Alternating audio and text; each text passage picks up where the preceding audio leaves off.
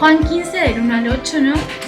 El contexto en el que se da este relato, que es sobre la vid y los frutos, es la Semana Santa. Entonces lo que vamos a hacer con Ari es contar un poquito qué fue lo que pasó los días previos a este momento. El domingo previo a lo que pasa acá, Jesús estaba entrando a Jerusalén, es esta entrada triunfal que entró en un burro, y hubo mucha alabanza y mucho festejo por la venida de él. Bien, al día siguiente, el lunes, Jesús entró con los discípulos al templo, ahí, y pasaron cosas ahí, con los comerciantes, ahí unas cosas, y bueno, Jesús se enojó y tiró todo. Esa misma noche se tuvieron que ir de la ciudad y bueno, se fueron. Bien, al otro día, que sería un martes, ya los líderes religiosos, los fariseos, comienzan a armar un plan para atrapar a Jesús previo a la Pascua. La Pascua iba a ser ese jueves, iba a comenzar el jueves. El día anterior, más o menos de tardecita noche, Jesús le dice a los discípulos que vayan al monte alto y que preparen la cena, que hablen con un señor, que hay una reserva y que vayan preparando todo. Esa misma noche fueron, compartieron, charlaron, comieron, normal, tranqui. Bien, y después de la cena por la Pascua, Jesús le dice a Judas, ¿no? Esto de que si lo que iba a hacer Judas era el momento de que lo hiciera, entonces Judas se va. Importante destacar que los discípulos no entendieron el porqué de que Judas se iba. Y comienza la Santa Cena, o sea, se instaura el momento de la Santa Cena. Bien, y a lo último Jesús le dice, levantaos, vámonos de aquí, y se fueron rumbo a Getsemaní. Y ahí, entre medio en el camino, es lo que va a pasar en lo que os voy a explicar hoy. Les queríamos contar, o sea, le quería contar yo. Primero vamos a estar leyendo un poquito el pasaje, viendo un poquito por dónde va la cosa, y después vamos a ahondar un poquito más en quizás un carácter más biológico de esta comparación que hace Jesús al decir yo soy la vid, y por qué sería la comparación perfecta. Entonces, lo primero, los voy a invitar a... ¿Esto funca o no funca? Sí, la pantalla, un clic. Es con el clic, perfecto. Entonces, me imagino que están viendo la pantalla. Voy a estar leyendo acá. Esto está en versión NBI, acá. Nueva versión internacional. Si tienen ahí la Biblia en otra versión y quieren compartir alguna cosa que haya cambiado, también lo pueden hacer. Así que, bueno, yo lo voy a leer ahora y después vamos a comentar un poquitito más sobre el tema, ¿no? Dice así. Yo soy la vid verdadera y mi padre es el labrador. Toda rama que en mí no da fruto, la corta. Pero toda rama que da fruto, la poda para que dé más fruto todavía. Ustedes ya están limpios por la palabra que les he comunicado. Permanezcan en mí y yo permaneceré en ustedes. Así como ninguna rama puede dar fruto por sí misma, sino que tiene que permanecer en la vid, así tampoco ustedes pueden dar fruto si no permanecen en mí. Yo soy la vid y ustedes son las ramas. El que permanece en mí, como yo en él, dará mucho fruto. Separados de mí no pueden hacer nada. El que no permanece en mí es desechado y se seca, como las ramas que se recogen, se arrojan al fuego y se queman. Si permanecen en mí y mis palabras permanecen en ustedes, pidan lo que quieran y se les concederá. Mi Padre es glorificado cuando ustedes dan mucho fruto y muestran así que son mis discípulos. Perfecto. Bueno, yo tuve un problema recién cuando leía esto porque tengo tan metido en mí el yo soy la vid, vosotros los pámpanos y toda esa palabra de la Reina Valera que tuve que prestar doble atención para cambiarlo un poquito de versión. Pero está, quizás esto un poco más entendible por el hecho de las ramas, difiere del pámpano, que bueno, ahora vamos a ver un poquito de eso. Entonces, perfecto, arrancamos con una clase biológica sobre qué es la vid, ¿tá? Entonces, primero, reino Plantae, familia Vitácea, nombre del género Vitis vinifera. Y ahora vamos a ver un poquito, no vamos a seguir hablando de esas cosas, pero sí vamos a ver un par de cuestiones biológicas muy importantes por las cuales, como yo había dicho al principio, las hace el ejemplo perfecto que Jesús usa para poder hablar de otros tantos temas que después André va a estar explicando, ¿no? Entonces, acá tenemos un punteo de varias cositas importantes, hay muchísimas cosas que podríamos hablar, pero quiero destacar específicamente estas de acá, que dice, por ejemplo, que crece en lugares templados para poder realizar correctamente su ciclo invierno-verano. ¿Esto por qué es importante? Porque lo que dice después, ¿no? La vid, si no pasa por el invierno, no va a dar fruto. Y eso puede tener implicancias muy importantes. Tanto también en el permanecer, por el hecho de que una vid necesita ese estado que se llama estado de reposo para que en ese momento, además que se haga la poda, ojo porque en el invierno es cuando se hace la poda. Entonces, se corta y se ajusta la vid en el momento del invierno para que después en el verano dé su fruto. Entonces, ese ciclo tiene que cumplirse, porque una vid que no pasa por el invierno, o sea, por eso no crece en lugares caribeños ni nada de esas cosas, o sea, muy cerca del Ecuador, donde no hay marcadas estaciones, no crece ahí porque no tenemos invierno. Y necesita ese invierno para poder hacer todas las modificaciones necesarias, ¿no? Además, ¿qué es lo que pasa? Que cuando da fruto, se la deja. Ahí puso una imagen que, no sé, ¿ellos ven el clic? ¿Lo pueden ver ahí el clic? Mouse, el puntero. Sí, el puntero del mouse. El cursor lo vemos. Sí, perfecto. Bueno, vieron que acá, tenemos dos ramas. Una cortita, una delgadita y una gorda. Una como más gordita, más grandecita. ¿Qué es lo que pasa? La vid tiene un tronco principal. De ese tronco principal van a salir las ramas, ¿no? Que serían los pámpanos en verano y en invierno se llaman sarmientos, ¿no? Pero en verano se llaman pámpanos, ¿no? Que es lo que va a dar el fruto. Entonces acá lo que nosotros estamos viendo son dos sarmientos, en este caso, o sea, serían los pámpanos, las ramas, una delgadita y una gordita. ¿Qué es lo que se va a hacer acá en el invierno? El que esté cultivando va a tener que cortar la rama finita. ¿Por qué? Porque la rama finita no va a dar el fruto suficiente y va a consumir energía, o sea, energía de la planta, o sea, la savia, va a consumir mucha savia y va a impedir que la más gordita sí se desarrolle bien y dé su fruto. Entonces, ¿qué es lo que va a tener que hacer? La poda es justamente eso de cortar lo que no me sirve. Cortar, pero ¿por qué corto lo que no me sirve? Para potenciar lo que sí me sirve.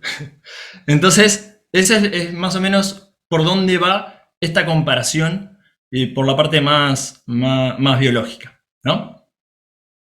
Bien, bárbaro.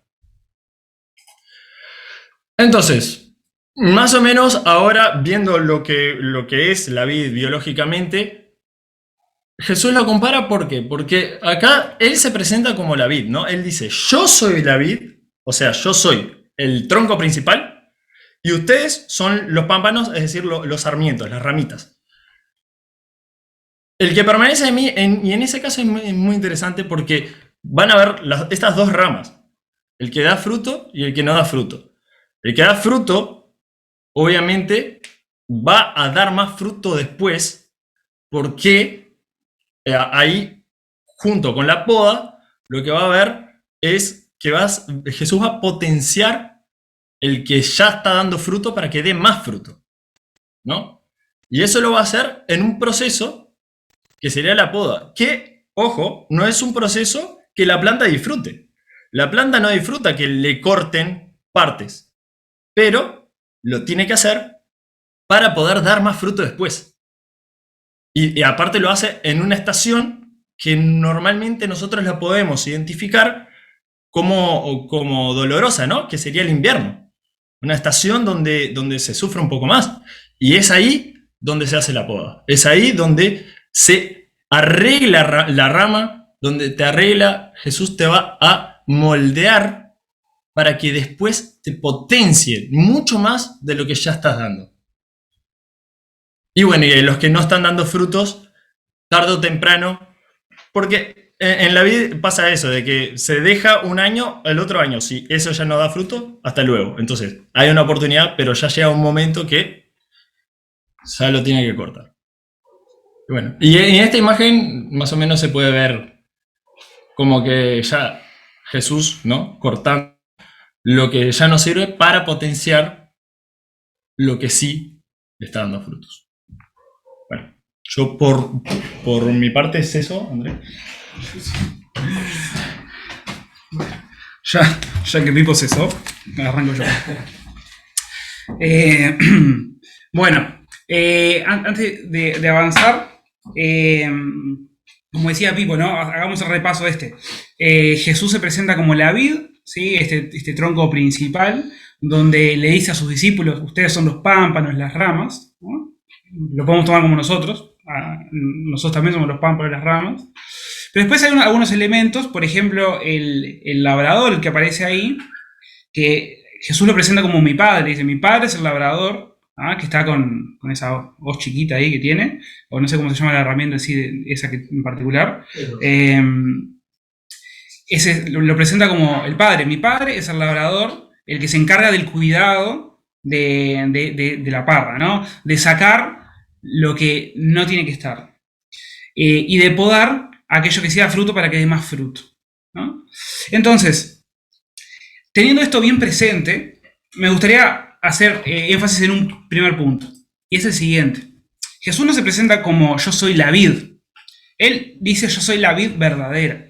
Y al plantear que Él es la vid verdadera, una cosa que podemos entender es que si Él es la vid verdadera, hay una vid que no es verdadera, ¿sí? O sea, es falsa o ineficiente, es la vid que no funcionó, ¿sí? Y en particular, si vemos la referencia de Jesús en el contexto en que lo dice, a Israel ya se lo había presentado como vid, ¿sí? En varios pasajes en el Antiguo Testamento. En particular en Isaías 5 hay toda una imagen otra vez de la vid, en donde se presenta a Israel como esa vid en la que Dios cuidó, puso todas las condiciones indicadas, la cuidó, la acercó, todo el máximo cuidado para que la vid dé sus frutos, pero esa vid no dio frutos. Es más, dio unos frutos que eran como agrios, que no servían, como toda una decepción. Entonces, frente a ese contexto, esa base, viene Jesús y dice, yo soy la vid verdadera.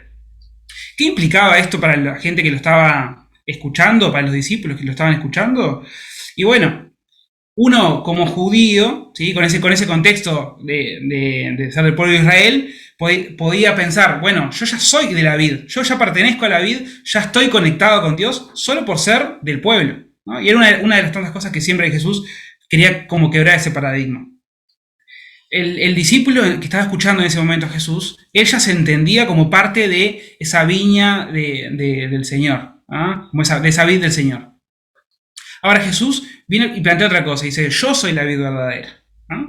Se plantea él, y pensando en las imágenes de los domingos anteriores, se plantea él como el camino a Dios, ¿sí? Como el único camino a Dios. O sea, no por ser parte del pueblo estás conectado a Dios, sino yo soy la vid verdadera. Si quieres estar en contacto directo con Dios, es a través mía. Esta es la gran verdad que Jesús está diciendo con esta frase.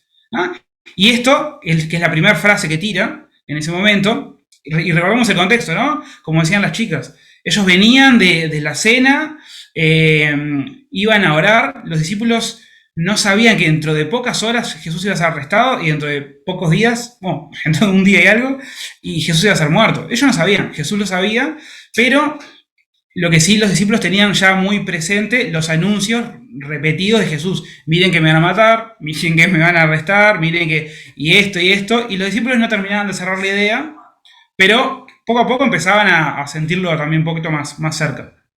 Y ahí Jesús se presenta como esta vid, como la conexión con Dios.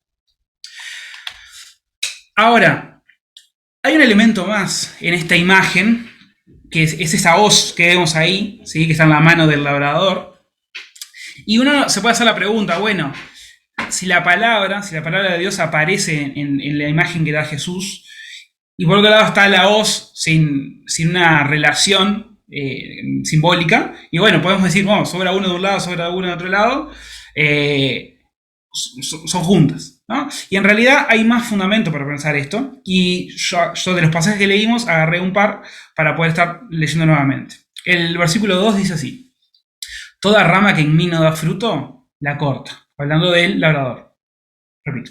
Toda rama que en mí no da fruto, la corta. Toda rama que da fruto, la poda para que dé más fruto todavía. Ustedes ya están limpios por la palabra que les he comunicado. Si permanecen en mí y mis palabras permanecen en ustedes, pidan lo que quieran y se les concederá. Primer punto. La palabra está presente en esta relación, ¿sí?, con Jesús, con el labrador. Y en el versículo 3 dice algo muy claro, ¿no? Dice que ustedes ya han sido limpios, o sea, ya están limpios por la palabra que les he comunicado. Entonces, si tenemos que pensar en esa herramienta que justamente que podó a los discípulos para mantener la imagen, que podó a los discípulos para que den más fruto, podemos pensar en la palabra, ¿sí? Justamente en eso que quita lo que está mal y deja esa rama en las mejores condiciones posibles para que dé más fruto. Esa es la palabra, y es fundamental entonces en la relación de cuidado que el Padre, ¿sí?, tiene con nosotros. Ahora, cualquier poda, aunque con el tiempo se ven el resultado, ¿sí?, se ven los frutos, es decir, se ven el resultado, en el momento es dolorosa, ¿sí? Estamos cortando una parte al árbol. O sea, capaz que en el momento sí se va a ver el resultado, pero capaz que con el tiempo se va a ver el resultado. Pero en el momento de la poda estamos sacándole una parte que era parte de esa rama, ¿no?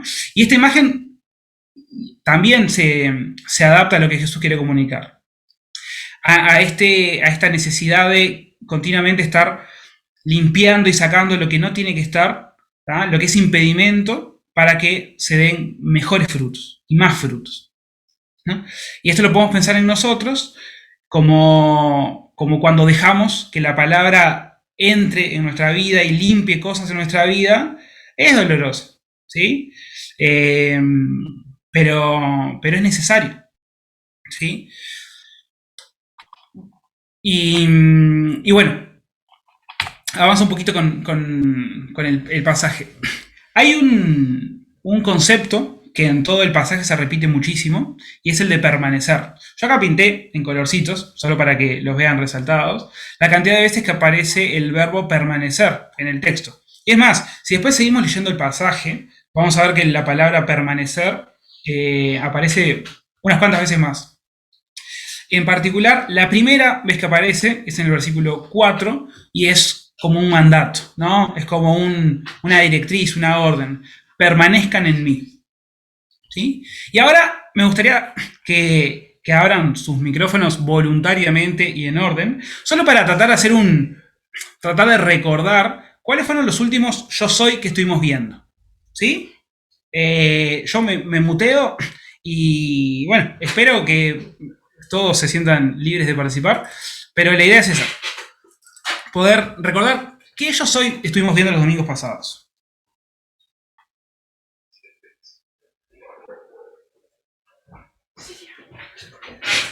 Yo soy el pan. Sos tremendo tramposo. El pan de vida. El pan de vida. Es verdad, pero hay que reconocer que Andrés hizo un poco de trampa, porque justo Andrés compartió el pan, así que medio punto. No es así, no es verdad. ¿No? Entonces, punto para Andrés. Perdón, me equivoqué yo. Yo soy la luz del mundo.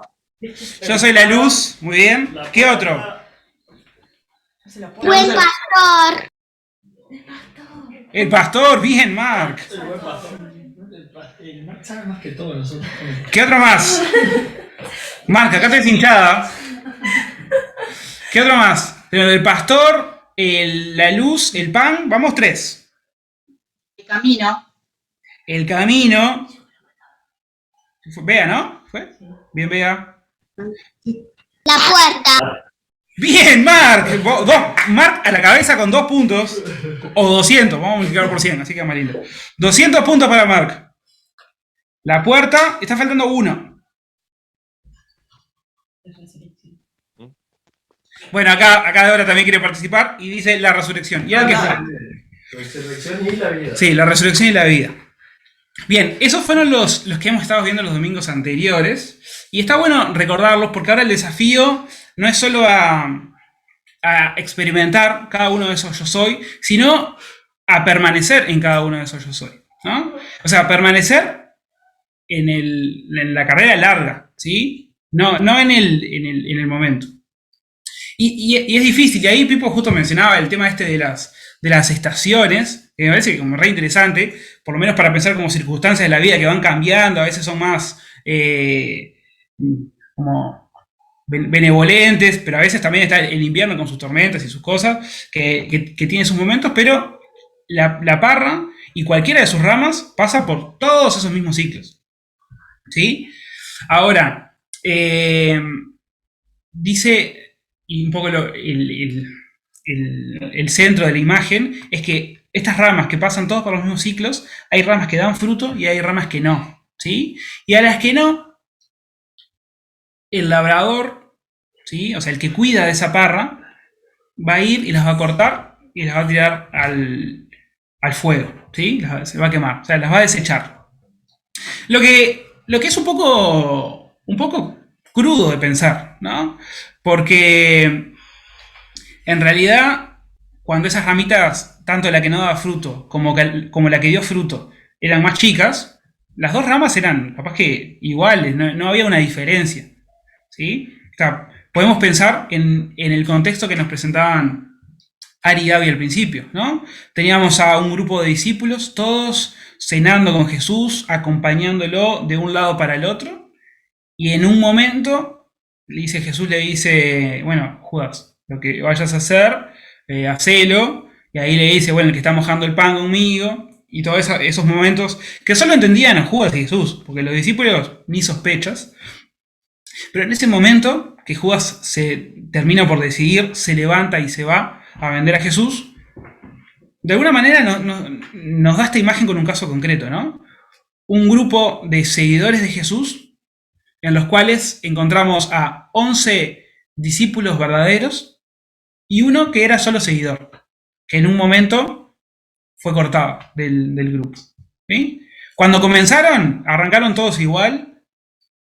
El que lo veía de afuera, e incluso los que lo veían de adentro, y me refiero a los discípulos, nadie se le cruzaba por la cabeza que Judas, ¿no?, tan servicial y tan responsable con la tesorería, iba a hacer algo de este tipo, ¿no?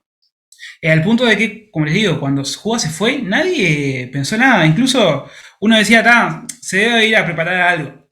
Porque sí, pensaban bien de Judas. Nadie se le cruzaba por la cabeza la idea de que Judas iba a traicionar a Jesús. Entonces, estar cerca, ¿sí?, ser seguidor, no es lo mismo que ser un discípulo verdadero. ¿Y en qué se diferencia? Bueno, en que da fruto. Y el hecho de dar fruto, frutos de justicia, ¿no? Frutos que reflejan el amor de Jesús y la justicia de Dios en nuestra vida. ¿Y esto implica que a nosotros no nos van a podar? No, nos van a podar. Van a haber estas pequeñas correcciones, pequeñas o más grandes, pero vamos a seguir siendo partes de esa parra, ¿no? Van a ser dolorosas porque básicamente están cortando algo que es parte de nuestra vida, pero con el tiempo los resultados van a ser mejores. Entonces, acá hay un desafío clarísimo y grande, que es el de permanecer no solo cerca de Jesús, sino conectados a Jesús, ¿no? De permanecer conectados al camino, permanecer conectados a Jesús como la resurrección, como el pan de vida, ¿sí? Permanecer en que Jesús sea la luz de nuestra vida, que alumbre todo nuestro vivir. Permanecer, y es difícil. El último versículo número 8, dice así: mi Padre es glorificado cuando ustedes dan mucho fruto y muestran así que son mis discípulos. Me parece que fue hace dos domingos que se hablaba de la resurrección y se hablaba del ejemplo de Lázaro.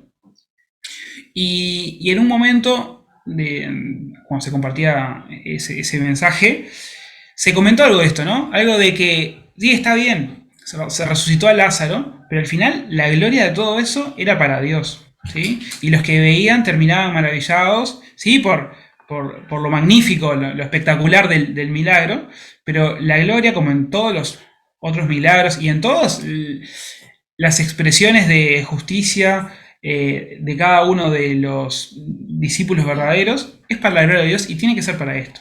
Y Jesús se los plantea a sus discípulos y les dice: mi Padre es glorificado cuando ustedes, y otra vez le da directo a ellos, dan mucho fruto. Y muestran así que son mis discípulos, ¿sí? Y me gustaría que nos quedemos con esta idea de la segunda parte, ¿no? ¿Cómo mostramos que somos discípulos de Jesús? Dando fruto, dando mucho fruto, ¿sí?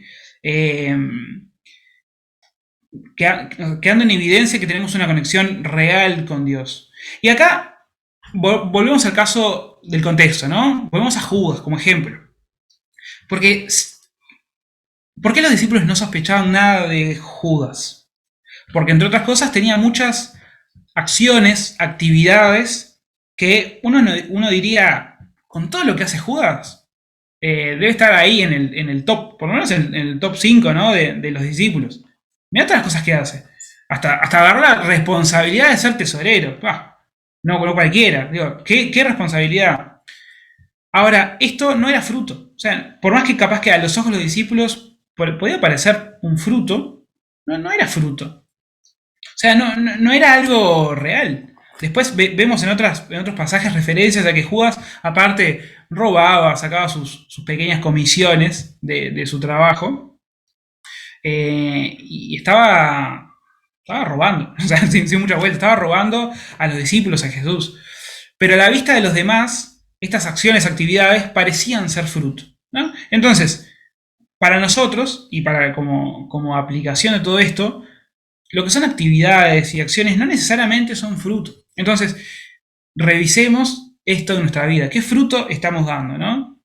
Después tenemos el fruto del Espíritu como un ejemplo de todas las cosas que deberían ser consecuencia de nuestra vida, deberían estar solo por el hecho de que el Espíritu vive en nosotros.